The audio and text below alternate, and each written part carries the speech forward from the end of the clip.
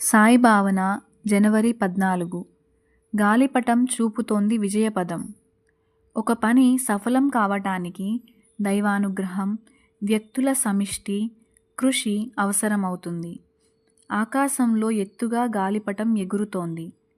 ఆ పటం అలా ఎగరటానికి కారణం ఏమిటి అనే ప్రశ్న వేయగానే నేనే కారణం, గాలిపటాన్ని ఎగురవేసింది నేనే అంటాడు గాలిపటం ఎగురవేస్తున్న బాలుడు. గాలి ఉరుకుతుందా?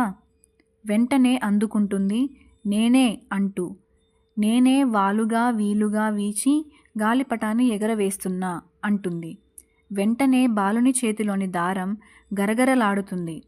నేను తెగిపోతే గాలి ఏం చేస్తుంది? పటం ఎలా ఎగురుతుంది? నేనే కదా గాలిపటం ఎగరడానికి కారణం అని అహంతో ఎదురు ప్రశ్న వేస్తుంది. వెంటనే ముద్దుగా గాలిపటం చివర ఊగిసలాడే చిన్న తోక మూతి ముడుచుకుంటుంది. మీరెందరుంటే ఏం లాభం, నేనే పటాన్ని తిరగబడిపోకుండా నిలకడగా ఎగిరేలా చేస్తున్నా అంటుంది.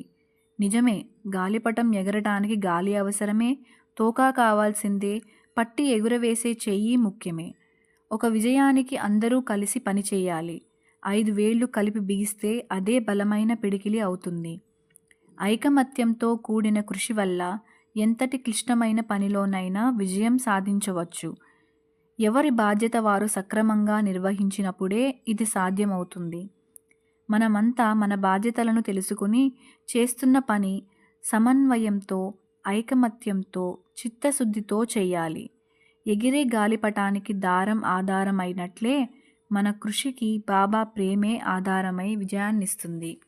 శ్రీ సచ్చిదానంద సమర్థ సద్గురు సాయినాథ్ మహారాజ్ కీ జై.